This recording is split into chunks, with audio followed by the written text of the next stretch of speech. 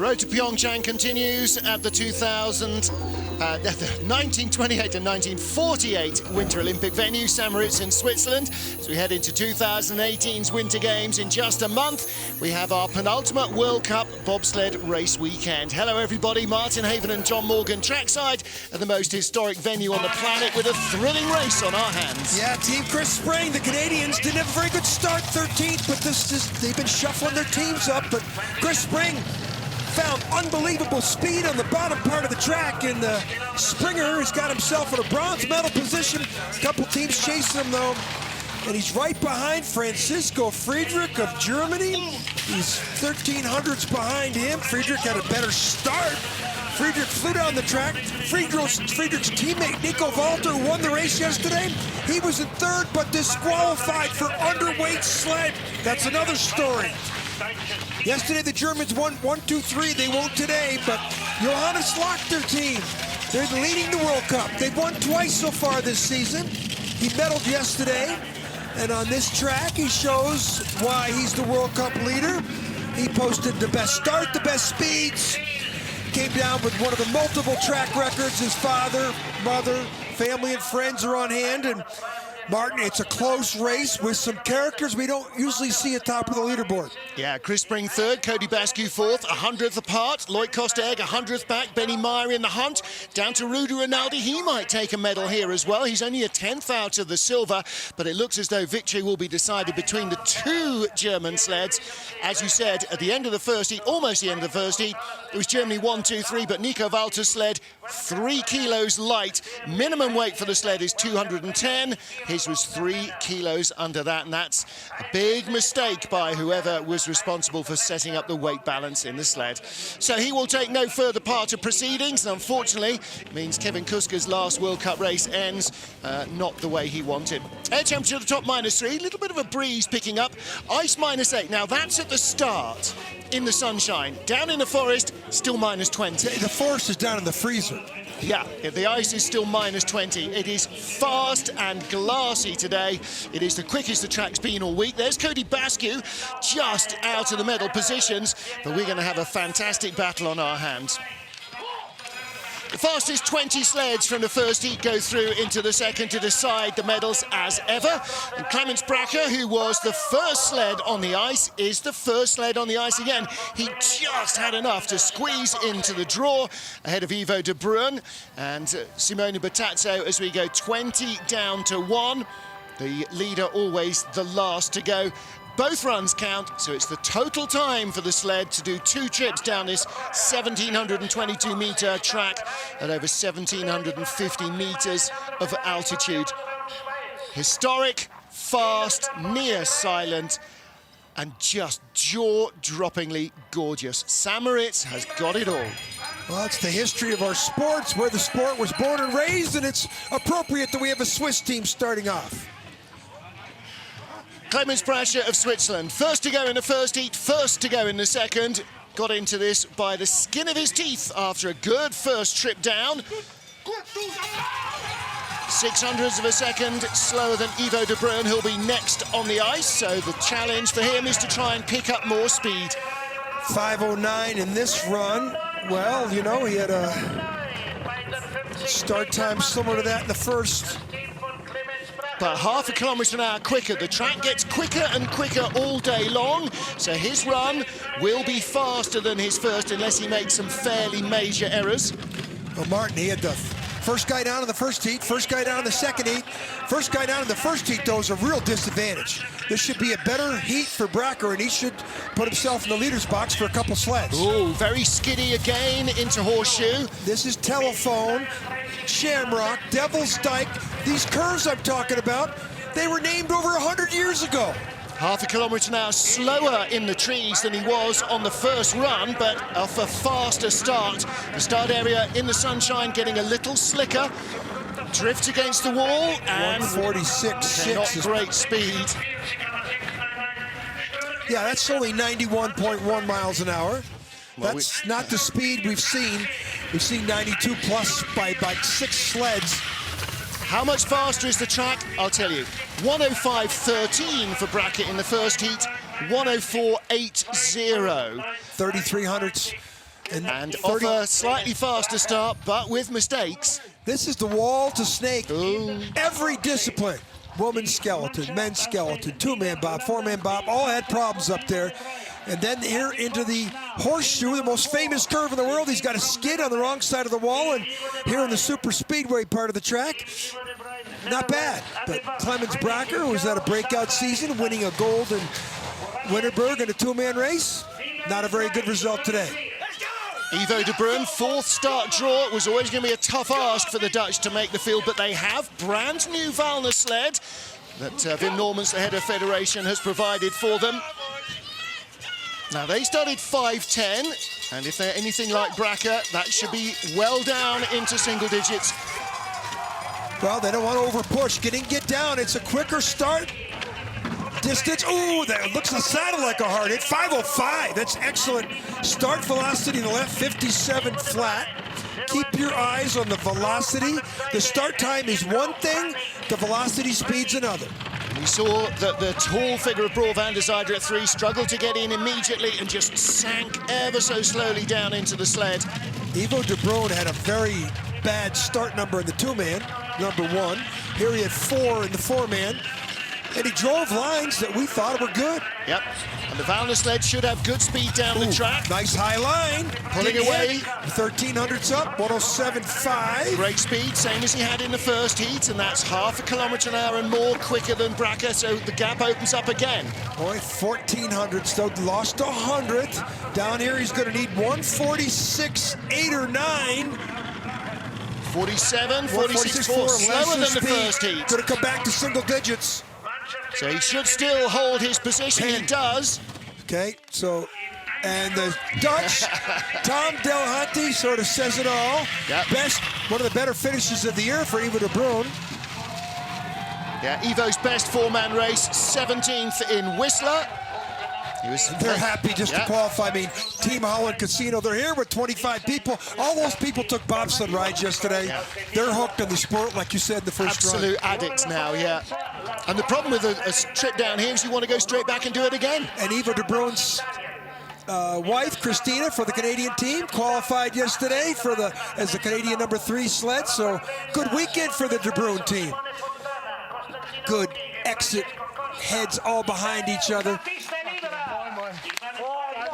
Listen to him smile. Great for them. Happy with that 5:05 start. Well, Simone Bertazzo and the Italians will be happy with a 5:15. They started 5:21 in the first heat. Came down 18th fastest. Didn't get down before this first heat. Boy, they did that well, but they got a skid. 24 again, 300 slower, 56.7, 0.3 of a kilometer less speed, but boy, they got beat by 1900s at the start. The velocity should have been, velocity there wasn't bad. But one of the most experienced pilots in the field. He won a bronze medal on this track in the two-man in the 2007 World Championships. Again, very rocky through the left and the right at Snake, which didn't set him up well for Sunny. That carries on through Nash, Dixon, and down here to Horseshoe. And look at all the blue shoulders you can see. I'm talking aerodynamic profile here. Some teams have been very efficient, others have not. I'll give the Canadians here, or the Italians here, a B-. 106.5. He had 108.2 kilometers an hour in the trees. He is sinking like a stone. 600s behind at the start. He's 5200s back. This will be the slowest run so far. He had 147.9 in the first heat. Start, just terrible. 105.40. So he does go faster. No, he goes slower. He did a 104.94. Yeah, so he's 4,400 slower. Start, you know, and 300 slow at the start, 4.5 slower at the bottom. So the Dutch live another sled. Well, that was not a good Bertazzo drive. Look at this. Probably hard onto Snake. Yeah, and this is probably the last heat of World Cup competition Simone Bertazzo will have. Well, he may be coming to Berchtesgaden next week. But, I mean, on St. Moritz, the legendary St. Moritz track. He's from the Cortina area. Not happy. Next up, Justin Olsen of the USA started second fastest in the field, 5:03, with Evan Weinstock, Stephen Langton, and Sam McGuffey. His task is to beat the next sled, Maxim Anjanov of Russia, and there's only 200s between them. Yeah, but Radjuranov went 20th, Olsen went 5th. Yeah. He had a so Olsen posts the same start, the same velocity, he'll beat Andrianov at the bottom. If he does nothing different, he should be 1500s faster minimum. Push. His team's a great start team, in and down efficiently. What a new start record! There you go. Velocity 57.9. So on a sled, he just hasn't been. He says he's still learning. This is a new sled that he's been using all year. The prototype to this is Cody Basque, who's only got 3 trips in the new sled, and he's in 4th place at the end of the first run. 90.8 kilometers an hour here, 91.9, and there's the speed of the track and that extra speed at the start. He didn't have very good speed out of Horseshoe in the first run, 106.8 or something. 106.5 it was. Let's see what he's got. Should be 107 high. 107.6, way better speed. So this is much more like the ice that Andrianov had. That's a mistake he made the first run out of Devil's Dyke. Well, he's going to the tree. Sweep the Dutch out of the way. Top speed at the bottom was only 146.3. What's he got this time? 146.4. Not very good speed. Those hits cost him a lot of time here in the bottom. But a big start. 104.46. Now this is, the American coaches are happy with that. He just went 4,700 quicker. Better. Yep. And the start, unbelievable. The athletes in the American sleds, like in the Canadian sleds, are top level. It's amazing the athleticism that are in the sleds for the United States and Canada. Wow. Good trip with a brand new sled. Look at the height. Horseshoe. Climb. Your high line is your speed line. You dive. Look at the runner tips. Now watch the transition. Set yourself up into the entrance, the telephone, slingshot effect. Here he hits hard. Yep. And then this is down a bridge. He's hit hard there in the 2-man race as well, so he's still, you get pushed away there in that tree corner. Now this is about the Olympics. There's a lot of other things that have to happen, but Olsen has to have a chance. He has to beat Andrianov to have any chance for the Americans to be the 3rd 4-man sled in the Olympic Games for the U.S. It's either the Russians or the U.S., and it's a race between Olsen and Andrianov right here. Lots of pressure on both. Olsen's done his best. What can the Russian provide? They had a 5:10 start. If they don't do any better than that, they'll be in a big hole. They're still getting 5:08. That's better. Speed, velocity, 57.3. Remember what Olsen just had. 57.9 for Olsen. Now, next thing is, look at the Russians back there. Can we see any shoulders? Aerodynamics so important here. Andrianov, the way more experienced driver. 91.9 is the speed on the left that Olsen had. We're going to come up here shortly. Well, he only had 80.6. Well, that's better than his first heat. Andrianov was only 89.8 in the first heat, so it's a quicker run than he had before. Look, you could see too many shoulders back there. Not a good aerodynamic profile, and he's low there. Look at the gap, though. Out to 3/10. He's losing back. 7.5. Similar speed. Not as fast as Olsen. So there's a lot of other things that have to happen in the North America's Cup back in Lake Placid today. Yeah, he's coming back a little, 2800s. There's a race over there. The Americans have to finish 1-2, and they have to finish ahead of the Russian 3 sled here. It looks like he's going to do it. He's going to close the gap, but he's not going to be close enough, surely. No. Doesn't. So the Americans have accomplished, now there's still other variables and factors involved, whether the Russians get 3 sleds or the U.S. get 3 sleds. Yesterday, the Canadian women knocked the Americans out of 3 sleds with Christina Bobrun coming from behind the second run. They'll have 3 sleds in the Olympics. Now watch this coming around the first curve. They should be settled and down. The brakeman's still bouncing around. Yeah. Look, he's still getting his arms down.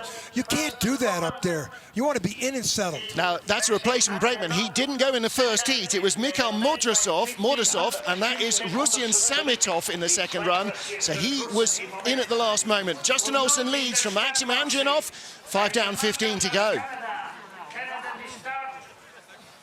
After the first of 2 heats here in the historic St. Moritz, Justin Krips of Canada was tied for 15th place with Maxim Andrianov of Russia. Current race leader from 17th spot in the first heat, Justin Olsen of the USA. Now for Olsen, any position between him and Andrianov, any sled that falls in that gap is absolutely solid gold. Alex Kopak from London, Ontario. Joey Niemet, who's in as a replacement. He's from Hamilton, and Ben Coakwell in from Moose Jaw. Well, they start a little faster, 5:04. 5:07 in the first heat. Jesse Lumsden not on the sled today. Yeah, late replacement was this morning, about a half hour before the race, where we saw Lumsden get pulled out. Ooh, little adjustment there. 90.8, that's a kilometre an hour slower than Olsen, so still in the red. But Cripps, who won last week, leads the World Cup in 2-man, leads the World Cup in combined 2 and 4. World Cup final in Corsi next growing, week. 107.3, Olsen was 107.6. Cripps is slightly slower than the Russian at that spot and has dropped into third, and that doesn't help Olsen. He wants Cripps between himself and Anjanov. Look at the aerodynamic profile here in the super speedway part of the track. He's a little skinny, skid like he but did in good the first speed, run. 147.1. 91.4 miles an hour. It's not going to be enough, though. Third at the best line. time. USA put some more, well, they didn't put any distance between himself and Anjanov. But there's 1,500s gap between Olsen, the leader now, and Anjanov in second. Cripps slips into third. There is room for other sleds. Cripps just hasn't been comfortable in the 4-man, even though he's third in World Cup points. Second in Lake Placid, fourth in Whistler. He had another second in Innsbruck and a fourth last week in Altenburg, but here his performance on the natural track in St. Moritz isn't what he's been doing all year. The lines in Horseshoe, look at the heads, the aerodynamic profile, look at the runner tips. Watch the transition. Do you see the heads left to right? Yeah, a little bit of left to right rocking there, but and then he did the same thing in the first run. In the first run, it was worse. He was sideways in the speed part of the track, but Cripps has got some awesome season going for him. Yes, he does. Top of the track in St. Moritz, which was the traditional home of British sliding. Lamin Dean with Ben Simons, Toby Alubi, and Andy Matthews on the sled. 11th out of the start blocks. 5:09 start to go 14th fastest. Like some good speed on the bottom for Lamin. They have a 300ths advantage over current leader Justin Olsen from the first heat, but he hits the wall hard. 5:10. Watch the velocity, 56 and change. No, 56.7. Okay. Not bad. I mean, that's, you know, that. Now he needs to be perfect. Look at the shoulders back there. Some aerodynamic profile. I'm giving the British a B. Now that hit with the wall cost him a kilometre an hour. He was 57.7. That didn't help. Out of the first corner, so he is behind Olsen and going further back. And you're seeing the heads wobble back there, 2, 3, and 4. They're not comfortable. 89.6 is a considerable loss of speed. Yep. You can see the head bobbing back there. This means they are not fitted into the sled. And on track where you achieve 91-mile-an-hour speeds, aerodynamic is a high important factor. Only 6th at the moment, and that's a kilometre an hour slower than the first run, and he's all over the place. Big pressure out of the Devil's Dyke turn. This is coming unstitched very quickly. He's dropping right to the tail of the field, Lamin Dean. Silver medalist in the 2-man in Whistler. Now, they don't really have a good aerodynamic profile. 6th best time of the run. Americans move up again. The Americans need a sled. They need a sled to get in between. They need half a dozen sleds to be a whisker behind Olsen. Yeah, Olsen had a much better second run. Yeah. Olsen also was the 5th guy out of the box. And on this natural track, you're better off going late in a draw than you are early. Yeah, early is a huge disadvantage. Okay, the start. In, get down with cat-like movements, especially because this first curve comes at you. Look at that. They ran too far. They ran out of the start grooves. Lamin grabbed it and it drove it into the wall. I think the brakeman ran too far. I mean, most teams, the American team was in before the lap. They were in and almost settled before the brakeman. It drove hard right into the wall. Yeah, so the running wasn't the problem, as he didn't grab the steering correctly. Maybe his feet got tangled with it. It drove itself into the wall. Lot of Hall of Fame Swiss drivers up there. Eric Scher, Hans Hildebrand. This is like going to the Montreal Forum in the playoffs. Rico Peters' right hand with that blue tape. He broke it in the crash in the 4-man a week ago in Altenburg. Had it pinned and plated on Monday. Look how quickly they're in. See, the British were still running out of the blocks. 5:09 getaway. Brakeman Seaman Friedley in at 3. Michael Quonen, first time on this sled at 4. Very good speed. Yeah. Very good velocity.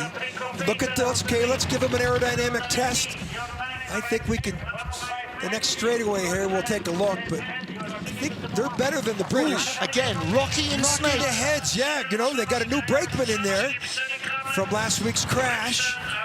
Yeah, we saw Thomas Amrine this morning arm in a sling.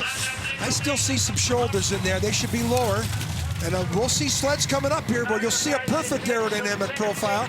So I give the Swiss a B+. 107.6 is good speed. Still in the red, 2200's back. That's not helping Justin Olsen and Team USA.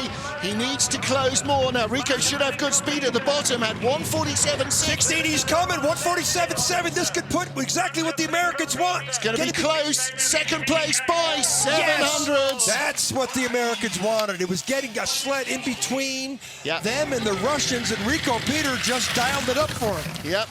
But Rico Peter, look at the cast. Watch how he gets out of the sled here. He's got a cast on his arm. Yesterday, they were lifting him out of the sled. He's got 12 stitches in his leg. There's the cast.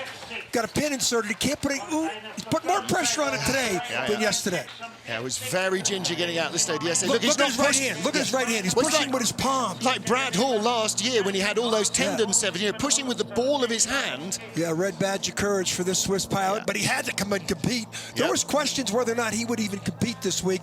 Had a fantastic top 8 finish yesterday in the two-man, and here, Rico, still a great weekend for you. Yeah. Nice comeback. Fighting hard for everything. So too are the Latvians. Latvia 1-2 in the 4-man race in St. Moritz last year. Oskars Melbardis hasn't been out of the medals since the 2013 Worlds, but today he will be. Of that there can be no doubt. 12th after the first heat, 6/10 out of the medals, and his advantage over Justin Olsen, the leader, just 0.07 of a second in this hugely tight field. 5:07 first run, very efficient start team. Look at them late. Look how low these guys are. These is the 4 biggest athletes in the field. How's the shoulders look back there? Yeah. You see anybody back there? I give him an A+ on the aerodynamic profile. Velocity second only to Justin Olsen in the US sled, so he's got a slender advantage, but now he's in the red. And that's because of Olsen's team getting a 4.99 start. 91.4 is great speed. Yes, it is. And this is the world champion from 2015, the Olympic silver medalist from 2014 in Sochi. Ooh, he's up near the lip. He might have hit it. 800s down, 107.8. Same speed as Olsen.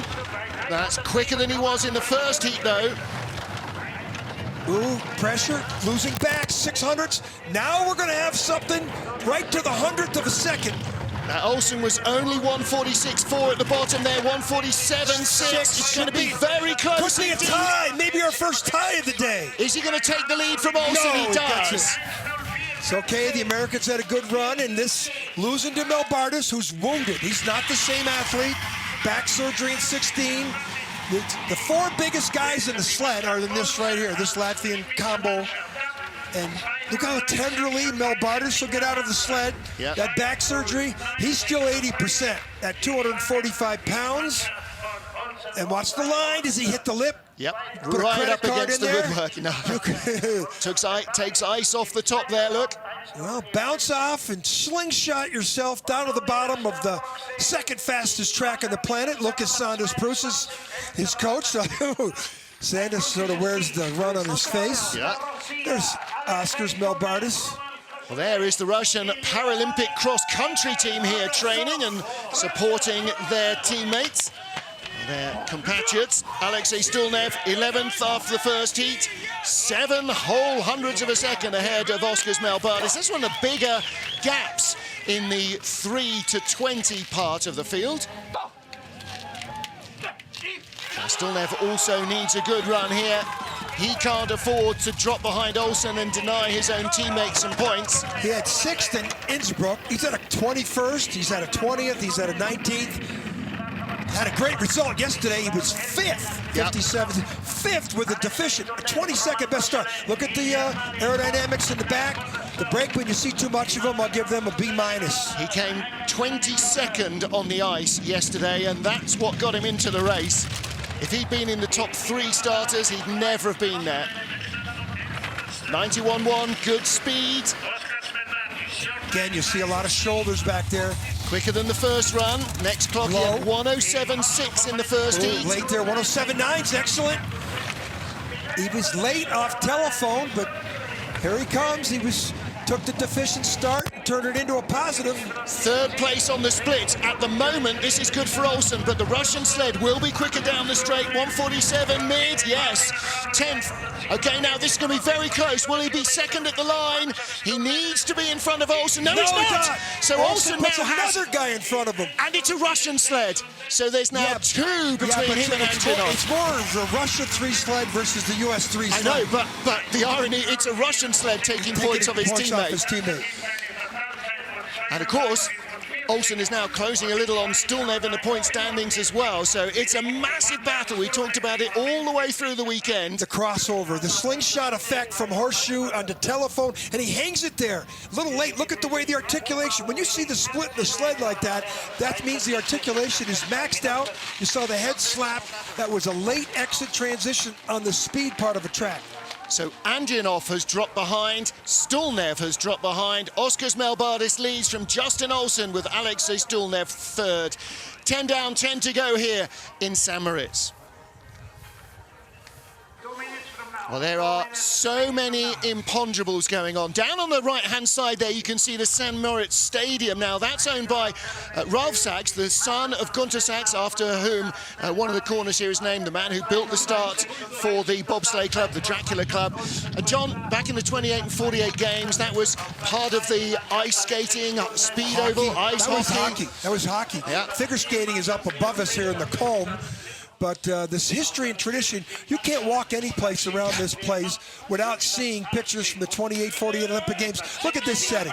I mean, if you're a bobsled fan, like if you're an Indianapolis fan, you got to come here. Well, this is the Indy Pagoda. This is the harbour at Monaco. It's the centre court at Wimbledon. It is the focus of our sport. It's where the sport was invented, where it was formalised, where it grew up. And whatever nation you're from, Swiss, Latvians, Austrians, Americans, British, Jamaicans, I mean, there's so many nations here. There's the Canadian girls. History made yesterday. The first time Canada has qualified 3 sleds in the women's field for the Games. So massive congratulations to them. Look at the Poles up at the top of the hill. They're feeling pretty good after their run today. As everybody is focused on this track, and it's just such a wonderful environment to see a sport performed in. It really brings the best out of everybody. Now there, in the blue cap, Mark Wood, he is the man responsible for bringing on the development squads for British Skeleton. That is the next generation of British Skeleton sliders there.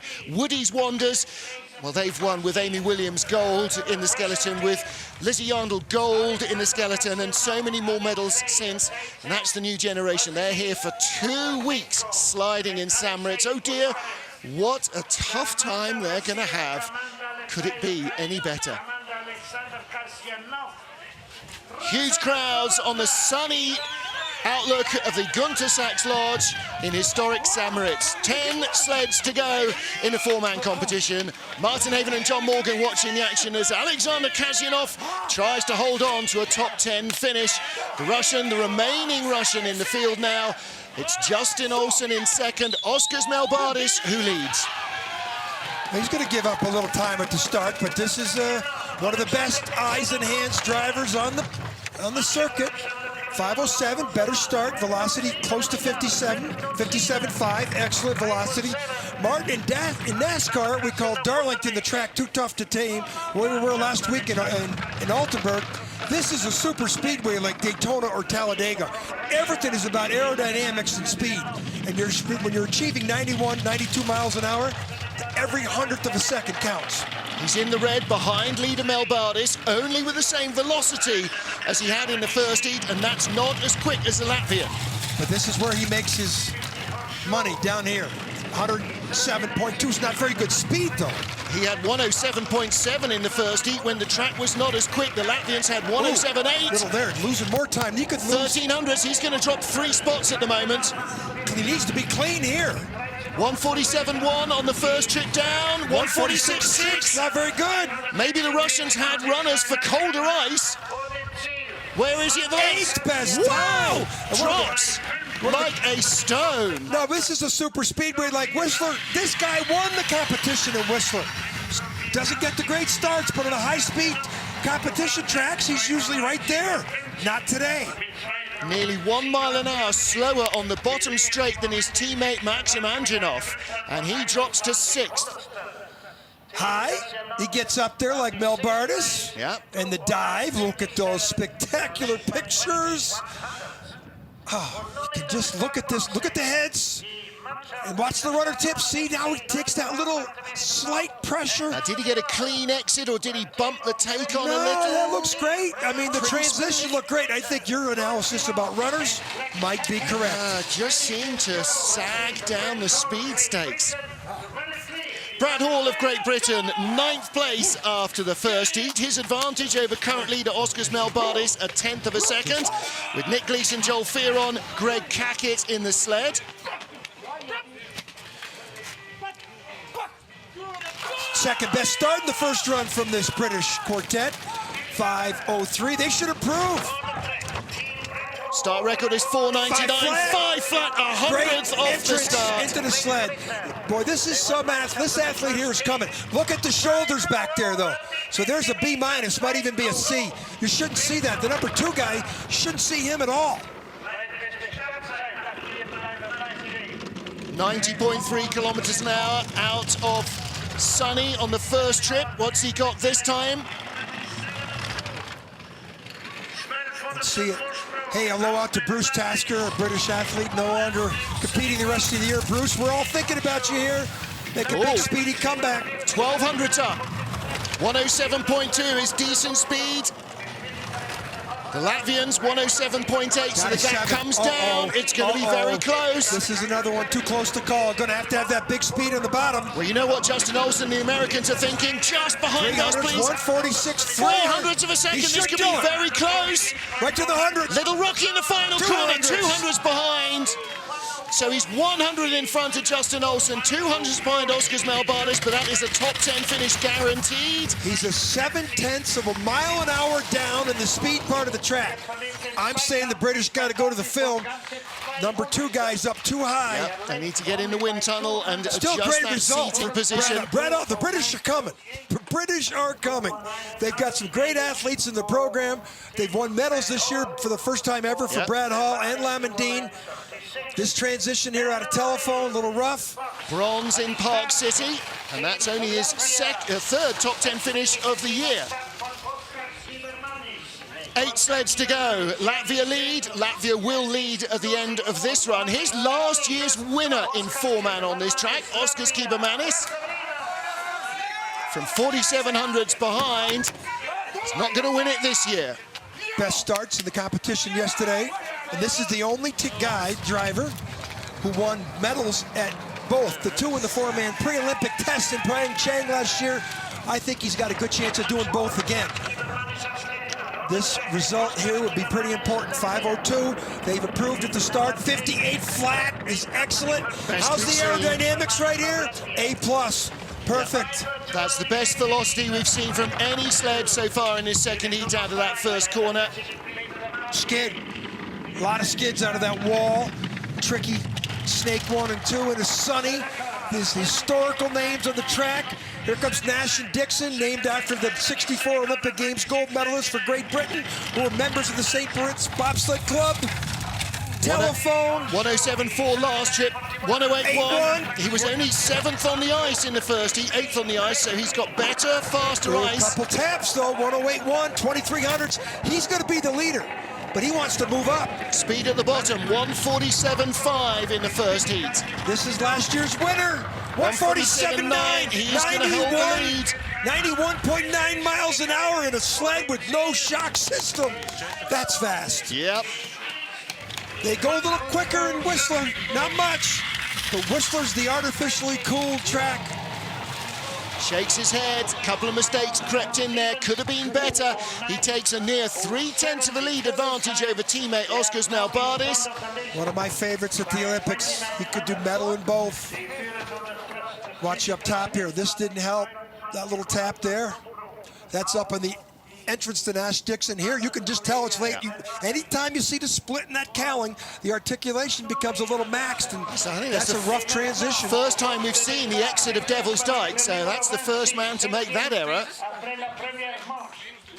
7 to go, and now we come into irregular appearances in the top 10.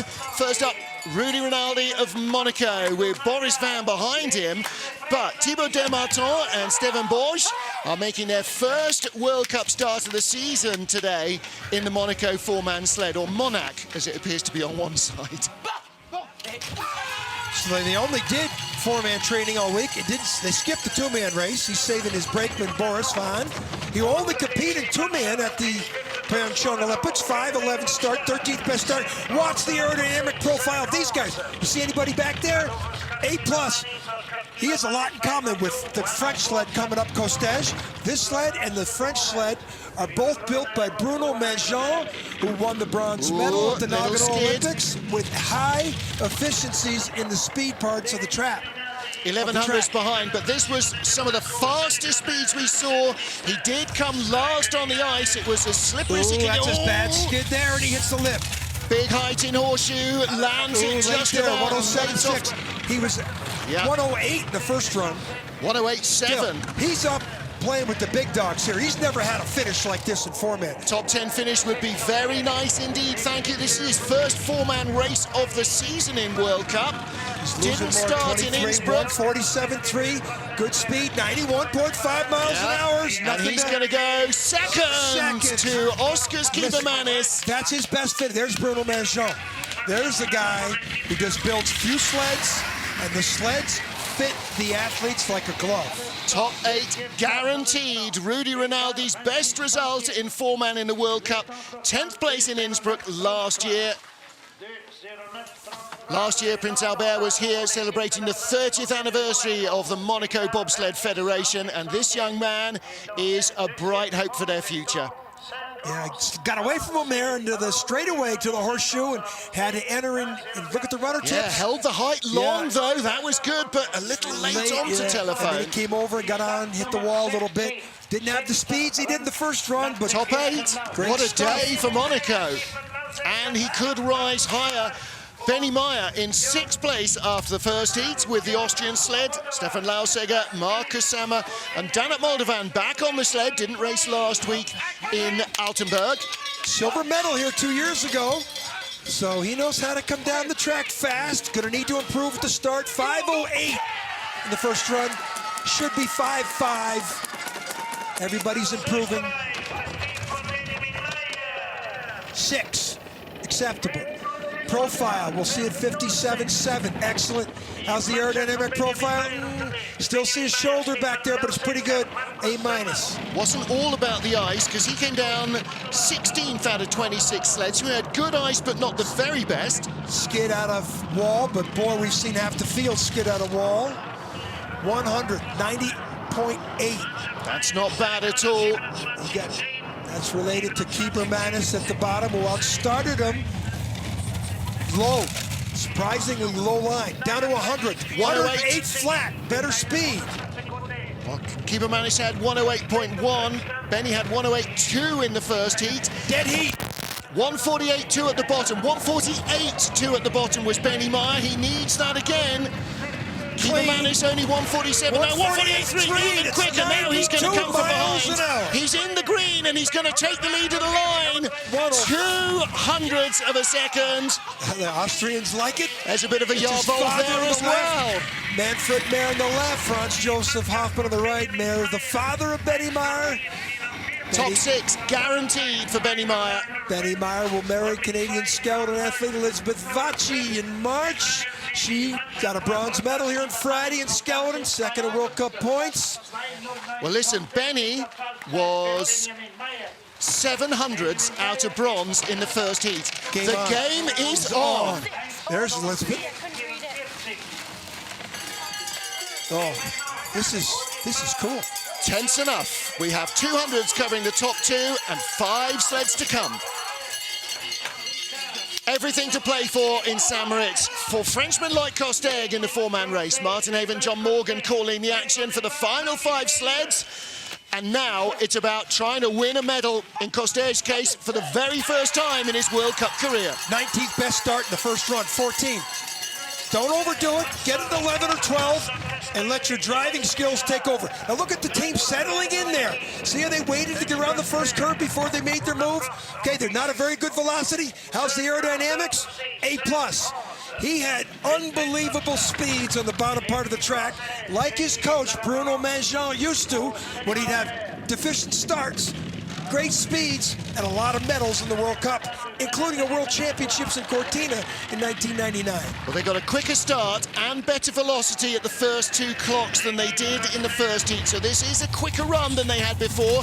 And just to remind you, only 6 hundredths out of the medals. 108, but a tap out of the telephone curve. It's going to decrease his ability. That's why the red numbers still stay red. Yeah. He's late there, too. He had 108.6 in the first heat, 148.6 at the bottom. He needs that again. He needs 149 kilometers an hour. Little rub on the wall, doesn't have it. The mistake out of telephone. Benny Meyer's going to lead. He'll be in 3rd place ahead of Monaco's Rudy Rinaldi. 9th best time of the run. So there, when you have a deficient start time, still a great result for Bruno Manjean on the left. Max Robert is longtime brakeman on the right.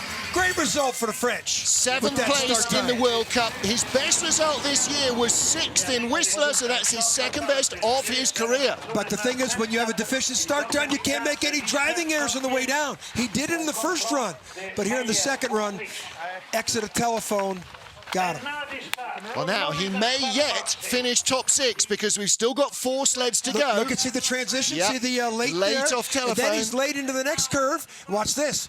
This is that where you're trying to accelerate into the 92-mile-an-hour speeds, and that skid came in late there. And so he lost 15 hundredths there. And 15 hundredths would have put him up in a comfortable challenge for a medal. So 4 to go. Benny Meyer of Austria leads. Cody Basque of the USA in 4th place after the first heat, 100th out of the medals. So he needs Nate Webber, Carlo Valdez, and Chris Vogt to perform flawlessly here. He had a 9th place finish last week in Altenburg. This is a brand new sled. It's his 4th trip. Ooh, 502, excellent. Speed should be high 57s, mid 57s. Not seeing it. You can see the little electric aerodynamics. Yeah. Pretty good. I'll give him an A-. The aerial on the front of the sled transmits the live data for the speeds from us. They changed the steering between training runs on the final day of training. And he says he thinks he likes it better. A 10th ahead of Meyer at the start. He's a 10th ahead of Meyer. Little bump there out of Dixon. Speed, gonna need 107 high at least. 107.8, excellent speed from Cody Basque. He made some mistakes in the first run down here. 8 hundredths ahead of Benny Meyer. This should be an unbelievable scalp for never finished better. 5 hundredths in front.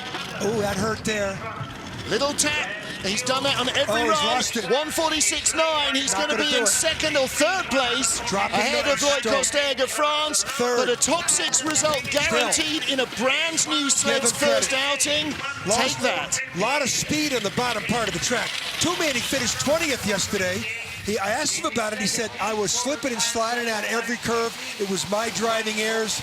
But, you know, for what he's doing in a brand new piece of equipment. Yep. Pretty good result, Cody Basque. 3rd place, 3 to go. And Cody Basque, best result in 4-man, silver medal in Park City. Get in, get down. I always like to say with cat-like movements, especially on the short start track here in St. Moritz, they were. Look at the arms come in, cohesion, little bit of a change of direction there, but lots of wriggling behind him. Yeah, great athletes in this sled. USA's got 2 great push teams in the competition. There's Basque, there's Steve Langton. Yeah, Evan Weinstock, all offering their congratulations. 3 to go, time to decide the medals. Are we going to have Chris Spring of Canada in the medals or Benny Meyer of Austria?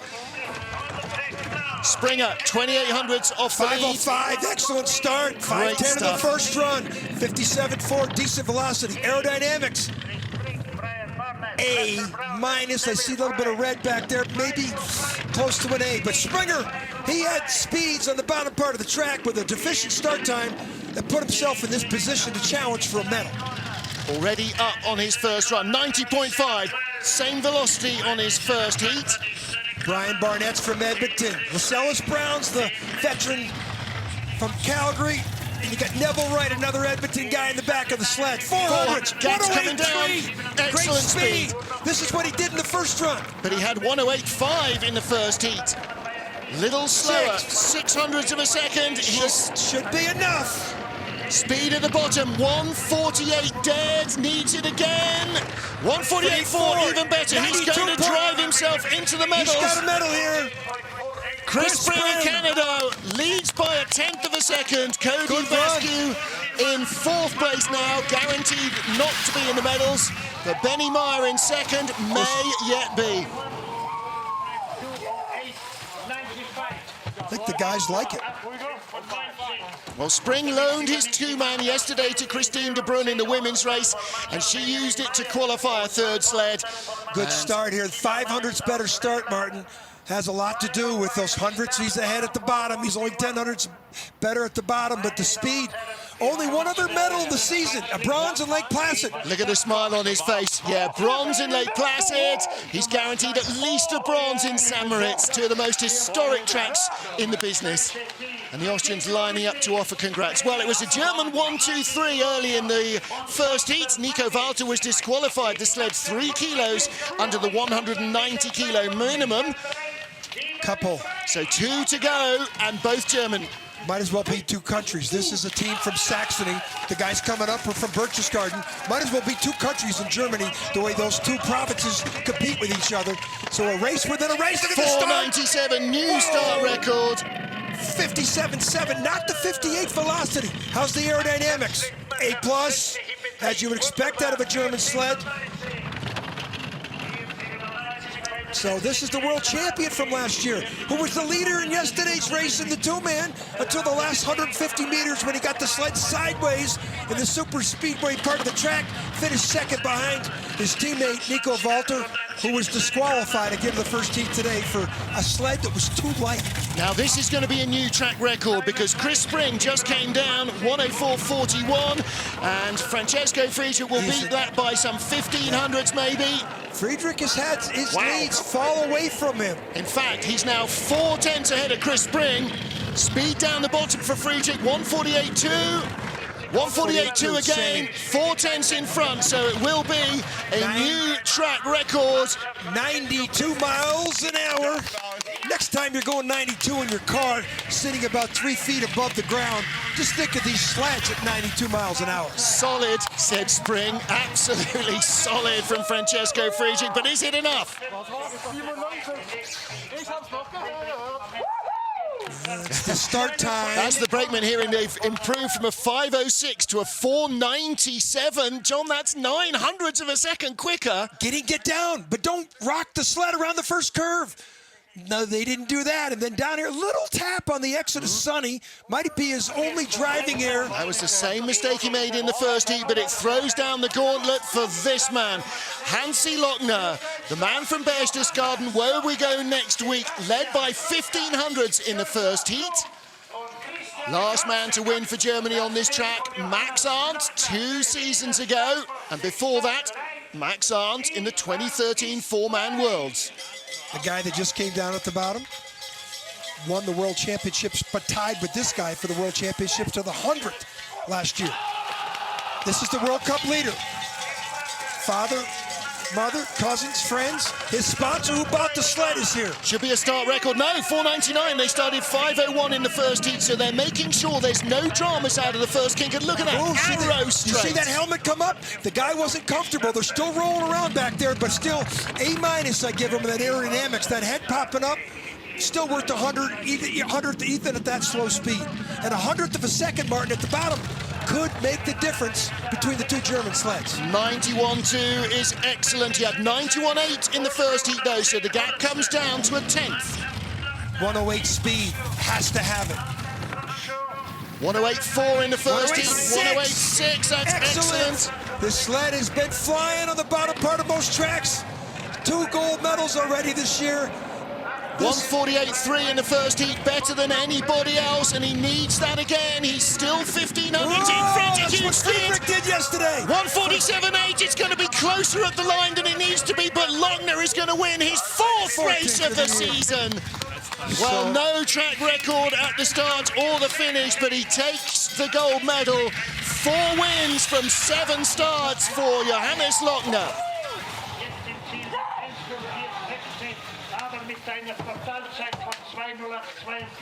Yeah, and they got a replacement brakeman in there, you know? Yeah, Sebastian Rocca wasn't expected to start today. He's the man at 2. Josh Bloom there and Christian Rasp on the back. So there's Morocco with the beard. Good job from those guys. They stepped up. They did what they needed to. And Hansi did the rest. He's got a secure World Cup 4-man title in his hands going into his hometown. He's born and raised a mile from the track. Look at the grin. There's Joshua Bloom. Yeah. Those two have been paired up for 4 years, and it's been a successful 4 years. There's Friedrich. Again, he's from Berchtesgaden. He's from Bavaria. The other guys are from Saxony. Might as well be 2 different countries. Yeah, well, a lot of them say they definitely are. It could have been a German 1-2-3, as it was in the 2-man, barring that mistake with the wake for Nico Walter's sled. But start wasn't the best. But to drive down the track, he's in a high-speed machine, that's for sure. And this, if you're going to have a high-speed opportunity, this is the place that you get a chance to show it, and he did. Good line in Horseshoe. Kept the speed on board. Big mistake there. It was his only mistake of the 2 runs. But at that speed, he had enough in hand to claim the gold medal. So it's win number 4 of the season, one in Park City, in Winterberg, in Eagles, and now in St. Moritz. He goes to his hometown, his home track next week. I wouldn't bet against win number 5, but Friedrich will be trying to deny him. Chris Spring takes the bronze. Benny Meyer a 10th behind in 4th, ahead of Oskars Kiebermanis and Cody Basque in 6th place. Great result for him, for Loic Kosteg, for Rudy Rinaldi, and Brad Hall, top 10. Great stuff today. Justin Olsen, 1, 2, 3 sleds ahead of Maxim Anjanov, and who knows what importance that result might have in terms of Olympic allocations. But another breathless finish in St. Moritz. Well, up at the top of the track there, they've got the Glühwein out, they've got the Bratwurst barbecue going, and the award ceremonies will come up fairly shortly. Well, BMW have worked hard with the crews from the German teams to get their seating positions right, to work on the cowls of the sleds as well. Lot of wind tunnel time and development, and not just in bobsleigh, in skeleton as well. And that was the significance there you saw from Joshua Bloom. BMW supporting not just the series as title sponsors of the IBSF Bobsleigh and Skeleton World Cup, but also supporting the Bavarian teams and all the other teams in the German program. And Germany have qualified 3 sleds in 2-man and 4-man, and in women's bobsleigh they've qualified 3 skeleton women's sleds, I believe, and I'm not sure how many in the men's field, but it's a very strong looking team. And John, after the disappointments of the last Olympic Games for German bobsledding in Sochi, they are looking like a whole different nation. Lots of pressure on the German program to produce results. It was the first time since 1956 the Germans did not win medals in bobsledding at a World Championship or at Olympic Games. Yeah. Well, they have definitely turned that around. They've got a very strong young contingent, and there are more behind. But for the next quad at least, Lochner, Friedrich and Walter are going to be very tough to beat. Well, tough to beat too is this stunning view.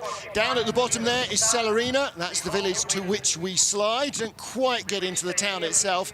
And of course, this is where winter sports officially really started here in St. Moritz. And I'm sure they were started by hotel managers to stop inebriated guests taking the silverware out of the kitchen and sliding down the roads in the middle of the night. round 7 of the BMW IBSF four-man bobsleigh World Cup in St. Moritz. Hannes Lochner of Germany still leads the overall standings in the race for the Crystal Globe. Francesco Friedrich in second and Justin Cripps in third place. Creeping ahead of Nico Walter. In fact, he was ahead of Walter was second. He slips to fourth after not scoring here, being disqualified for a sled that was underweight. Lamin Dean in 10th place as he slips down from 8th. Chris Spring with a bronze medal moving up the order, and Benny Meyer moving up as well as he finished in 4th position. So lots of places changing in the overall World Cup rankings. And who qualifies for the Olympic Games? Well, boy, I don't know. Going to find out Monday. The teams will be officially put into the IOC Monday, and then it'll be all declared a week later. But for now, it's all about victory on the most historic track on the planet.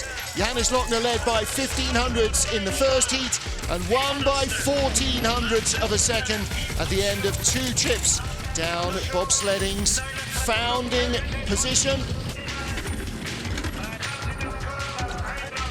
Great run for Lochner, third event of the year that he's won. He's the World Cup leader going into his hometown next week.